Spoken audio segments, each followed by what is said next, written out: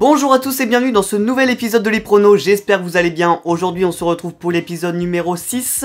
Pour cet épisode de l'Iprono, nous allons nous attaquer au match de ce week-end. Le Stade Rennais assure la réception de Troyes ce dimanche à 15 h pour la 25e journée de Ligue 1. Malgré le résultat frustrant de la semaine dernière, les Bretons semblent avoir repris confiance, à l'inverse des Champenois qui sortent d'une défaite écrasante 5-1 face à un concurrent direct au maintien, le Stade Brestois.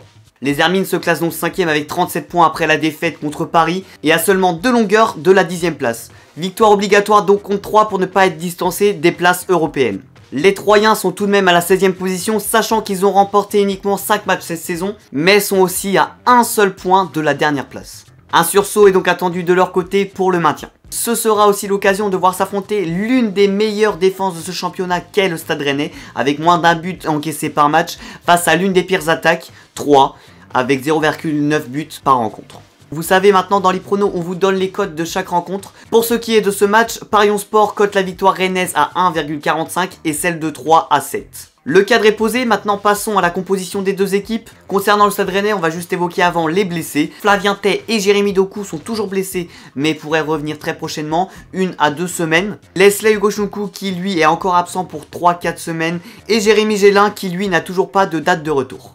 Pour la composition rennaise, du coup, ce sera un 4-3-3 comme toujours, avec le grand retour de Gomis dans les buts, Traoré, Omari, Aguerd et Méling en défense, Santa Maria, Martin et Mayer au milieu, et Bourigeaud, Laborde et Terrier se chargeront de l'attaque. Du côté des Champenois, on retrouvera une défense à 5 avec Gallon dans les buts.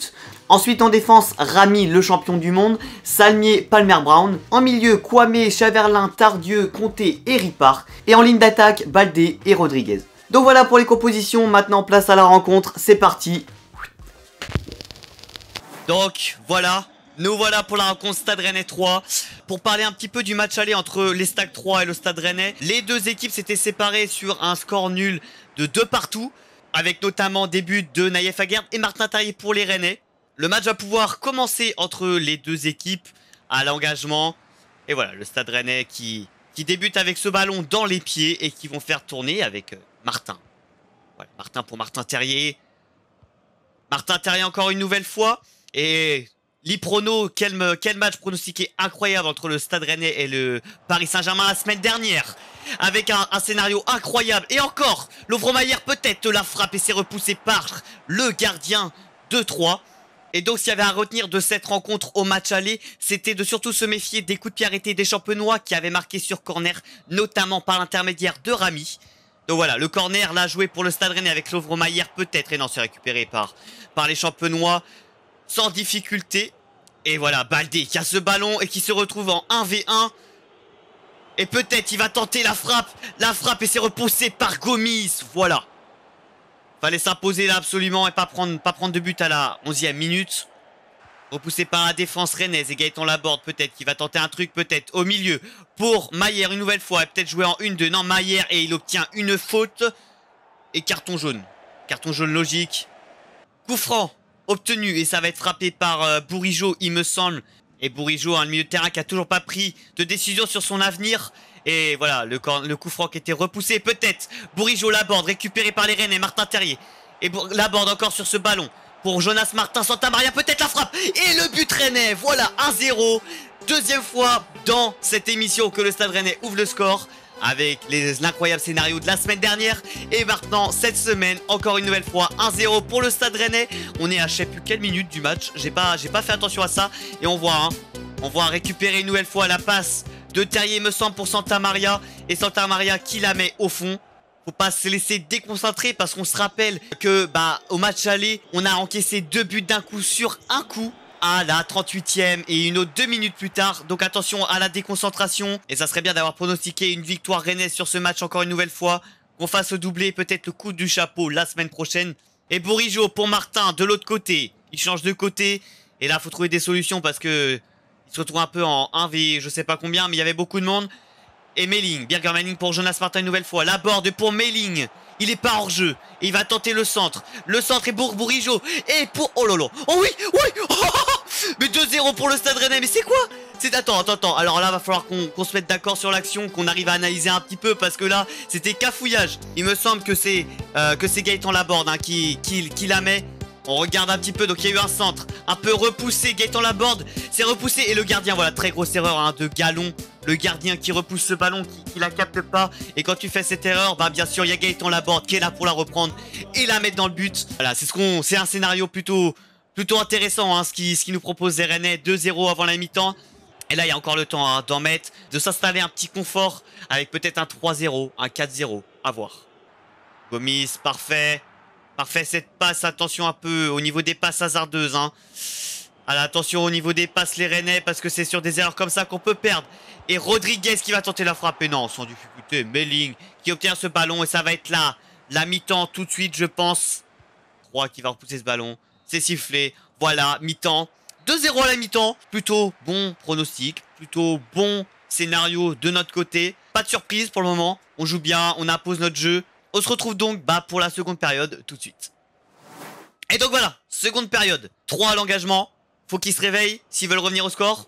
Donc on espère qu'ils se réveillent pas, qu'ils restent endormis au fond de leur lit avec leur oreiller. Ils vont construire avec Doku peut-être, Laborde. Et pour Doku sur les, c'est bien joué en 1-2 ça. Et Jérémy Doku peut-être une solution qui s'enfonce dans la surface. Frappé peut-être. Oh le gardien mais... Oh il se passe des trucs incroyables là. Le gardien qui a du mal hein, sur ce match, le gardien troyen là, on revoit cette action. La frappe là, il y avait clairement une occasion de but. Ah ouais mais il était hors jeu. Voilà, il était hors jeu. Et 3 qui a ce ballon peut-être qui va tenter. Et oh Gomis. On ressent hein, Gomis qui est dans les buts. On ressent quand il est là. Santa Maria encore une fois pour Lovre-Mayer. Et c'est bien joué Lovre-Mayer, attention, qui passe pour Bourigeaud. Là c'est compliqué. C'est compliqué, donnez-lui des possibilités. Lovre-Mayer une nouvelle fois, possibilité, on s'enferme pas. Lovre-Mayer qui est passé, peut-être. Et Bourigeaud qui récupère ce ballon qui était repoussé. Bourigeaud le centre. C'est repoussé par le gardien champenois. Et oh là, attention là. Au niveau des bousculades. 3 qui construit vers l'avant. Attention, on est à 10 pseudo-minutes de la fin. C'est pas le moment de s'en prendre un. Et attention à pas trop se jeter. Et voilà, bah ouais, bah oui. C'est obligé. Rennes ne peut pas mettre 0 face à un adversaire. C'est obligé. On est obligé d'encaisser un but. Voilà. Le but troyen. On est sur le score de la semaine dernière. Attention là. Parce que on gagne. Enfin. Les pronostiquent une victoire contre le PSG. Donc on est obligé de gagner contre 3. C'est logique. Et c'est but de Baldé qui le met au fond. Gomis qui a du mal. Et qui le prend un peu sur lui. Et qui essaye de se coucher pour l'avoir. Mais c'est très compliqué là. Voilà, le Stade Rennais. C'est pour ça que c'est bien d'en marquer un troisième là. Parce que je sens le mauvais scénario, la malchance, un penalty sorti de nulle part. Un truc de genre, une erreur de gardien de défense. Et il reviendrait au score. Il nous reste pas beaucoup de temps à tenir pour garder cette victoire. Jérémy Doku pour Laborde peut-être. Et là voilà, c'est une occasion. C'est une occasion, il se retrouve tout seul. Il se jette, Gaëtan Laborde une nouvelle fois. Gaëtan Laborde qui va frapper. Oui. Oh là là, ouais mais moi j'ai cru que Galon il a repoussé une nouvelle fois hein. Santa Maria avec ce ballon. Lovre-Mayer pour Gaëtan Laborde qui va tenter quelque chose droit vers le but. Frappe. Et voilà, 3-1 quand même, on se rassure. À 2 pseudo-minutes de la fin. 3-1 pour le Stade Rennais avec Gaëtan Laborde. C'est un doublé sur ce match il me semble. Doublé de Gaëtan Laborde. Omari qui carry, Gaëtan Laborde qui carry. L'équipe qui carry sur ce match. Intéressant et à mon avis là sans surprise on va le gagner. On va le gagner ce match de l'Iprono. Là voilà, à contre-pied, boum là. Tac, le gardien qui peut rien faire. Bien joué, il s'est retourné, il a frappé. 3-1, rassuré. 89e Gaëtan Laborde. Bon, 90e, plus 3 à mon avis, là c'est bon, le match se termine. On aura eu un but en toute fin de match. Et pour prouver qu'on est toujours là, qu'on est toujours présent malgré avoir encaissé un but. 3 avec Toubzar qui vont tenter quelque chose. Et là c'est la dernière action du match. Dernière action de ce match captée par la défense rennaise et l'arbitre qui va siffler la fin de ce match. Voilà, sans surprise, Rennes qui remporte ce match contre 3 à domicile. Voilà le pronostic de l'Iprono. Maintenant, à voir comment ça se passe ce dimanche. À mon avis, c'est pas mal. Donc voilà pour le pronostic de l'Iprono. Je pense qu'on est clairement pas loin du résultat. Pour mon pronostic perso, comme je vous le donne d'habitude, je pense qu'on partirait plutôt sur un 2-0 du côté du Stade Rennais, sans voir très large. Vous avez voté aussi en story pour le gagnant de ce match. Vous avez voté pour la victoire rennaise à 97% contre 3% pour le 3. Donc voilà, 3-3, c'est logique. Comme ça, on peut pas faire mieux. On vous remercie d'avoir suivi cet épisode. On vous remercie aussi d'être aussi interactif sur les stories qu'on vous met dans les sondages justement pour les gagnants des rencontres. Ou pour vos retours sur l'Iprono. Dernièrement on avait fait un sondage aussi là-dessus. Donc merci beaucoup d'être très réactif. N'hésitez pas à suivre srfc.off sur les réseaux qui s'affichent ici. Voilà, Twitter, Insta, Liprono, exclusivement sur Instagram, Zèbre, srfc.off. Donc voilà, laissez-moi vous souhaiter une bonne fin de journée. On se retrouve la semaine prochaine pour un nouvel épisode de Liprono. Allez, ciao!